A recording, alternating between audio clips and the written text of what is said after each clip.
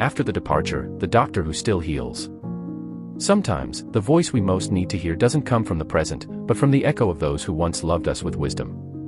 This is the story of how a doctor, even after his passing, found a way to continue healing. It had been almost a year since Dr. Greg COKY crossed the threshold from life to the eternal. He had been a husband, a rural doctor, a friend, and a mentor. But for Esteban, he was more than that. He was his father-in-law, his teacher, and over the years, his best friend. After his passing, nothing felt the same. The house grew quieter. His daughter Laura, Esteban's wife, began closing herself off. Smiles became rare, arguments frequent. Esteban tried to keep his small psychological practice open, but patients were scarce, bills were not.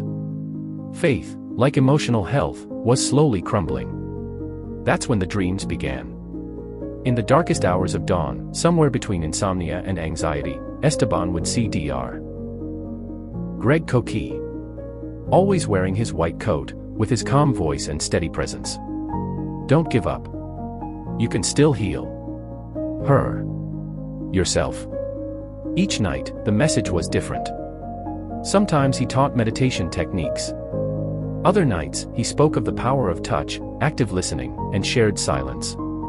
Esteban saw him walking among patients, touching shoulders, giving hope with gestures more than words. And Esteban took notes, even while asleep. He began to apply these things with Laura. He didn't try to convince her of anything. He simply offered space. He prepared her favorite tea, left notes with quotes the doctor used to say. Little by little, Laura started to talk. To cry. Even to laugh, briefly. The healing had begun, not through medication, but through loving presence. One night, Esteban dreamed that the doctor handed him a box. Here's everything I learned. But the most important part isn't inside, it's in how you use it. Inside were pages with medical notes, poems, stories of patients who had healed more through hope than science. There was also a letter for Laura. When Esteban woke, he couldn't find the box.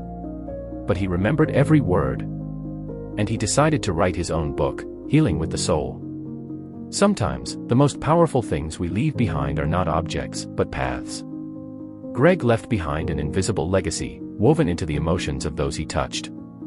This story is not about ghosts, but presence.